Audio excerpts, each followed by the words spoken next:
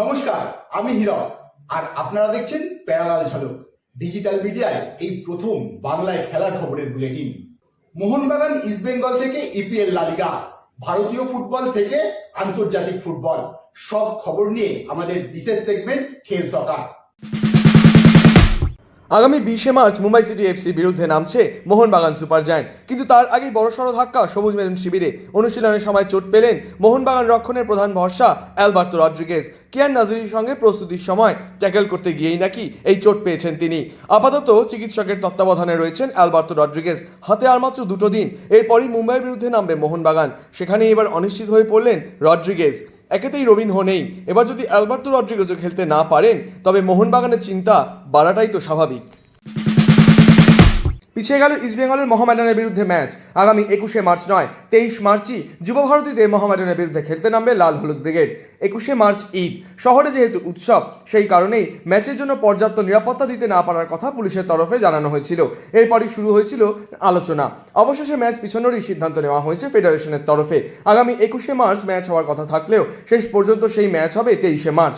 অন্যদিকে ছুটি কাটিয়ে বুধবার থেকেই মোহামেডান ম্যাচের প্রস্তুতিতে নেমে পড়ল অস্কারের ইস্টবেঙ্গল ব্রিগেড। বেঙ্গালুরু এফসির বিরুদ্ধে চলতি আইএসএলে প্রথমবার পয়েন্ট খুঁয়েছে মোহনবাগান সুপার জায়ান্টস। সেখানেই দলের পারফরমেন্স নজর কাটতে পারেনি মানস ভট্টাচার্যের। ডিমি ম্যাকলারেনদের সুযোগ নষ্ট হতবাক করছে মানস ভট্টাচার্যকে। সবচেয়ে বড় সমস্যা হচ্ছে গোল মিস করেছে। ফুটবলে সেদিন যে সমস্ত সুযোগ এসেছিল, ডিমিট্রি, ম্যাকলারেন, রডরিক্স এভাবে গোল মিস করেছে, এটা কিছু বলা যায় না। ওই ম্যাচে মোহনবাগান যে খুব ভালো খেলেছে তা নয়, কিন্তু তার মধ্যেও মোহনবাগান যে সুযোগগুলো ক্রিয়েট করেছিল, আর মানে আমি তো অবাক হয়ে গেছি দিমিত্রি কি করে ওই বলটা বাইরে মারল। সুতরাং বলা যেতে পারে সুযোগ আসবে খেলা, সেই সুযোগকে যদি তুমি সদ্ব্যবহার করতে না পারো তবে তোমাকে তার জন্য পে করতে হবে। মোহনবাগানের সেদিন এইটাই সমস্যা হয়েছে। সবকিছু করেও মোহনবাগান 3 পয়েন্ট তুলতে পারেনি। তার প্রধান কারণ হচ্ছে গোল করার ক্ষেত্রে সেই দক্ষতা মোহনবাগানের খেলোয়াড়রা দেখাতে পারেনি। এটাই ছিল মোহনবাগানের বড় ব্যর্থতা। চোটের কারণে খেলতে পারছেন না রবসন রবিনো, যদিও সেটা মোহনবাগানের জন্য খুব একটা অসুবিধার কারণ নয় বলেই মনে করছেন মানস ভট্টাচার্য। কোনো ব্যাপার না। রবসন, দেখো ম্যারাথন লিগে অনেক প্লেয়ার চোট হবে, অনেক প্লেয়ার থাকবে, আসবে না।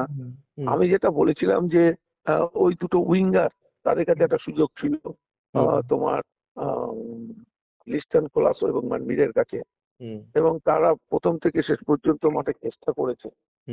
এই সুযোগটা ওদের কাজে লাগানো দরকার ছিল। যাই হোক, কোনো একটা প্লেয়ারের জন্য একটা দলের সাফল্য নির্ভর করে না, তোমরা যতই বলো। একটা ম্যারাথন লিগে 11 জন যখন নামবে তখন মোহনবাগান নামবে, তাদের খেলতে হবে। কে আছে কে নেই সেটা ভাবলে হবে। পরবর্তী ম্যাচে মুম্বাই সিটি এফসির বিরুদ্ধে নামবে সবুজ মেরুন ব্রিগেড। সেই ম্যাচে লোবেরাকে অন্তত সতর্ক থাকারই পরামর্শ দিচ্ছেন তিনি। অবশ্যই মোহনবাগানকে এই ম্যাচ জিততে হবে এবং সতর্কভাবে খেলতে হবে। সুযোগ এলে সেই সুযোগটাকে কাজে লাগাতে হবে। এটাই হচ্ছে সবচাইতে গুরুত্বপূর্ণ মোহনবাগানের কাছে। এবং আমার মনে হয় যে ভুলটা মোহনবাগান করেছে, সেই ভুলটা নিশ্চয়ই এই ম্যাচে করবে না। তারা ঘরের মাঠে চেনা মাঠ, চেনা দর্শকদের সাথে খেলাটা করবে। শেষ 3 ম্যাচে 7 পয়েন্ট খুঁয়েছে ইস্টবেঙ্গল, তবুও লাল হলুদে ঘুরে দাঁড়ানোর রাস্তা এখনও খোলা রয়েছে বলেই মনে করছেন মেহতাব। সেক্ষেত্রে অবশ্য কোচকে দলের পাশে দাঁড়াতে হবে। আচ্ছা, তুমি আমাকে একটা কথা, লাস্ট কি ড্র যারা টপ টিমে আছে তারা কি করেছে? একজন ড্র করেছে, একজন হেরেছে। আর এখনো তারা 5টা করে ম্যাচ হয়েছে না? 5টা করে ম্যাচ হয়েছে, তাহলে কটা করে বাকি আছে? 8টা করে। তো আমরা এখন কেন চান্স নিতে পারি না? আমার কোচ যদি বলে আমি 7-8-এর জন্য খেলছি, তাহলে কোচে প্লেয়ারদের কনফিডেন্স কোথায় যাবে? আরে ভাই ঠিক আছে, কে কি করছে, কে কি লিখছে সোশ্যাল মিডিয়ায়, তো লিখবে। এ তো কলকাতা, এ তো গোয়া নয়, এটা তো বাংলাদেশ নয়, তাই না? এ তো লিখবে। তুমি তোমার কাজ করে যাও। 7-8-এ থাকবো, 5-এ থাকবো, এই বলো প্লেয়ারদের কে ভাই আমার সব ম্যাচ জিততে হবে, ঠিক আছে? লাউড অ্যান্ড ক্লিয়ার 100% দাও, আমি তোমার সাথে আছি। কে থাক না থাক, এই সময় কেউ থাকে না পাশে। এই সময় একমাত্র ম্যানেজারই থাকে, মিনস কোচ যেটা আমরা বলি, এটা ম্যানেজার বলে এখন। Give your best, give you 100%, straight 8টা ম্যাচ যেত, তারপরে উপরে ওরা ওরা বুঝে, আমি আমার প্রেশারটা নিজ দিয়ে রাখবো। মেহতাবের মতে কেরালা ব্লাস্টার্স এবারের আইএসএল এর সবচেয়ে দুর্বল দল, কিন্তু তাদের বিরুদ্ধে গোল হজম করে 2 পয়েন্ট ছাড়তে হয়েছে লাল হলুদ ব্রিগেডকে। কোচের দল গঠন নিয়ে প্রশ্ন তুলে দিলেন লাল হলুদের প্রাক্তন ফুটবলার মেহতাব হোসেন। তো আমার মনে হয় পজিটিভ লেফট ব্যাক না পাওয়া খুব ডিফিকাল্ট, আর লেফট ব্যাক না সবাই খেলতে পারে না, এত সোজা না লেফট ব্যাক খেলা। রাইট ব্যাক খেলে দিতে পারে মানুষ, যারা রাইট ফুট বা রাইট উইঙ্গার। কেন ব্রোসিচ আমাদের নাম কি বলো না, রাইট ব্যাক গোয়ার এখন খেলছে, বরিস। বরিস কি ছিল, রাইট উইং আবার মিডফিল্ডে খেলতো। যেহেতু রাইট ফুটার ও রাইট ব্যাক দিয়েছে। তারপরে লেফট ব্যাকের অসুবিধা কি বলতো, লেফট ব্যাকে আর তারপরে বিষ্ণু হচ্ছে অ্যাটাকিং মাইন্ডেড, ডিফেন্সিভ মাইন্ডেড না।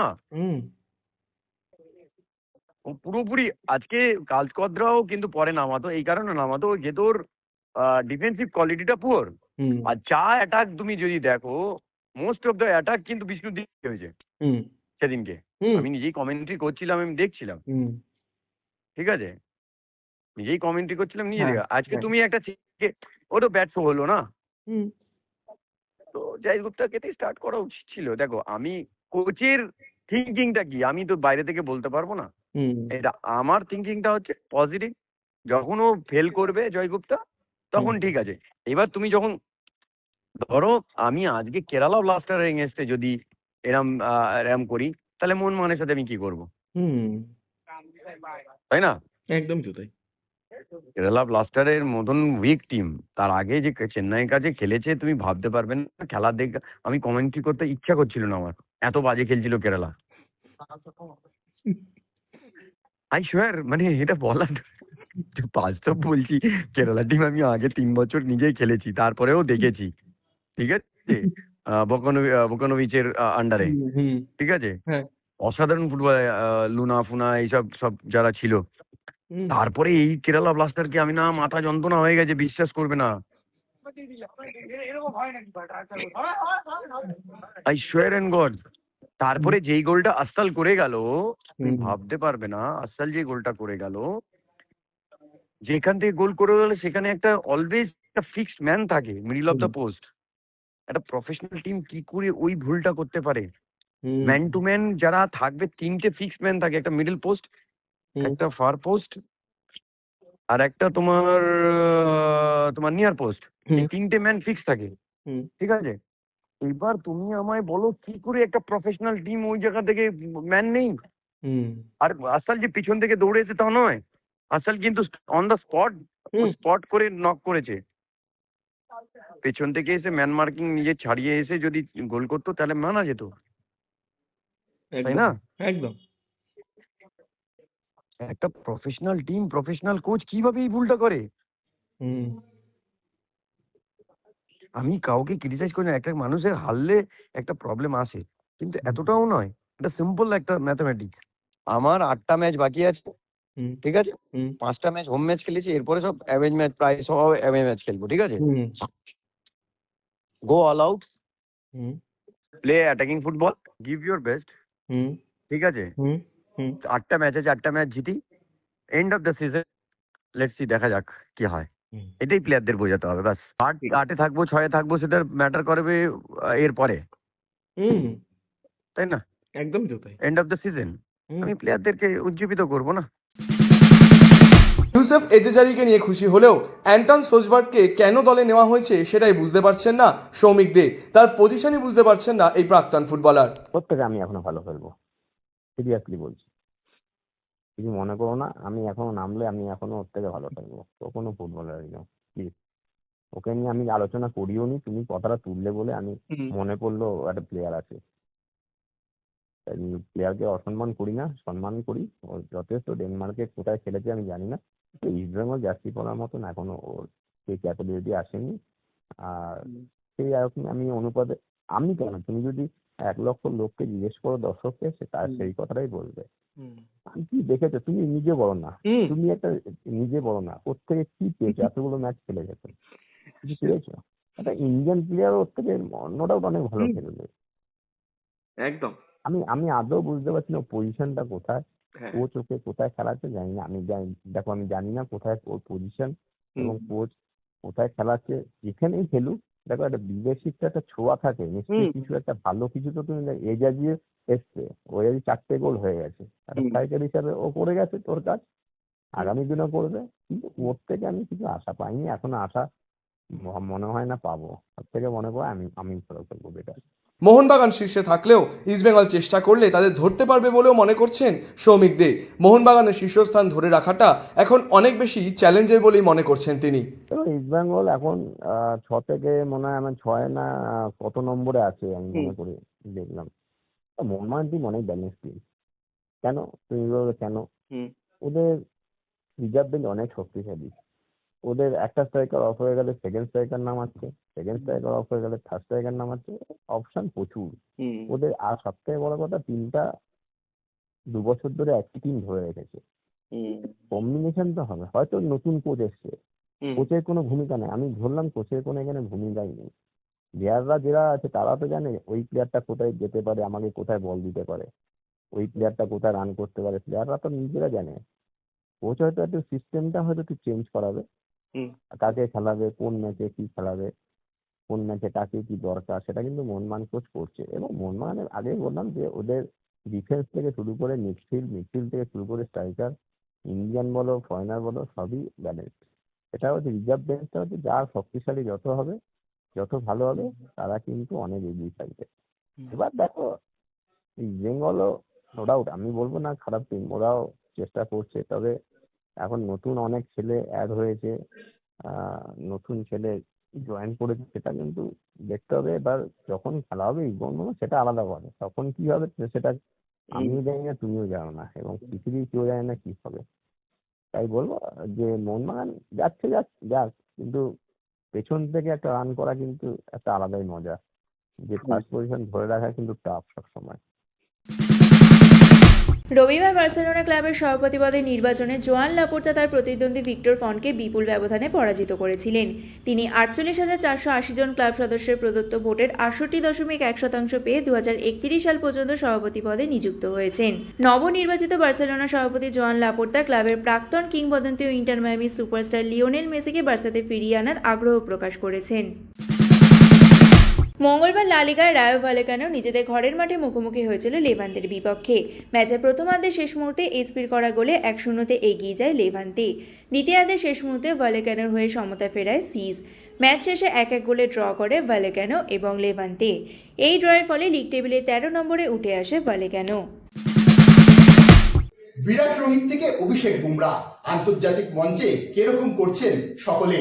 ক্রিকেট দুনিয়ার যাবতীয় খবর সঙ্গে ঘরোয়া ক্রিকেটের খবর নিয়ে আমাদের বিশেষ সেগমেন্ট লে ছক্কা।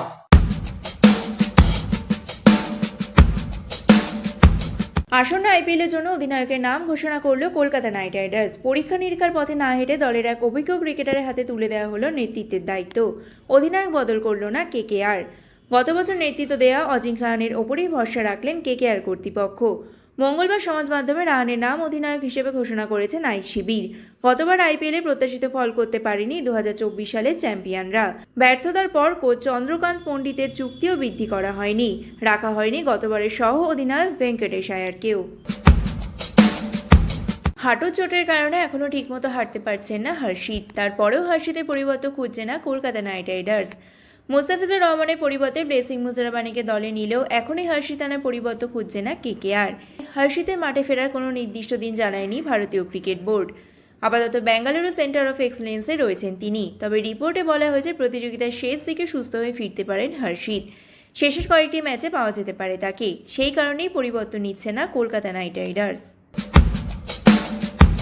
গতবার আইপিএলে নেমেই তারকা হয়ে উঠেছিলেন বৈভব সূর্যবংশী। মাত্র 14 বছর বয়সেই ভারতীয় ক্রিকেটে তারকা হয়ে উঠেছেন। তাকে নিয়ে প্রত্যাশার চাপ অনেক। তবে কি করে সামলান এত চাপ বৈভব সূর্যবংশী? এই বিষয়ে ব্যক্তিগত অভিজ্ঞতা থেকে তিনি জানান, যে কোনো পেশায় ভালো করলে প্রত্যাশা তৈরি হবেই। আপনি কিভাবে সেই চাপ সামলাবেন সেটা আপনার বিষয়। তাই আমি খেলা নিয়েই ভাবি। পরপর খেলা থাকে, তাই অন্যদিকে নজর দেওয়ার সময় থাকে না। চলতি বছরেই অনূর্ধ্ব 19 বিশ্বকাপ জিতেছে বৈভব। সেখানে ফাইনালে ইংল্যান্ডের বিরুদ্ধে 80 বলে 175 রান করেছিল সে। গতবার আইপিএলে নেমেই ১৭ রান করেছিল বাঁহাতি ওপেনার। তবে এখনো পর্যন্ত তার খেলা সেরা ইনিংস অনূর্ধ্ব ১৯ বিশ্বকাপের ফাইনালের ইনিংসটাকেই সকলের আগে রেখেছেন বৈভব সূর্যবংশী। ক্রিকেট ফুটবলের বাইরেও অন্যান্য খেলা নিয়ে আমাদের সেগমেন্ট উইং প্লে।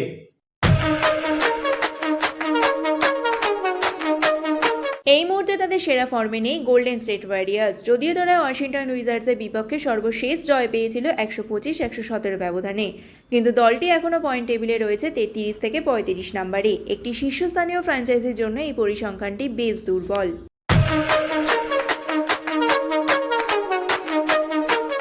প্যারালাল ঝলক আজ এই পর্যন্তই। ফুটবল, ক্রিকেট সহ খেলাধুলার যাবতীয় লেটেস্ট আপডেটের জন্য প্রতিদিন রাত 10টায় প্যারালাল ঝলকে নজর রাখুন।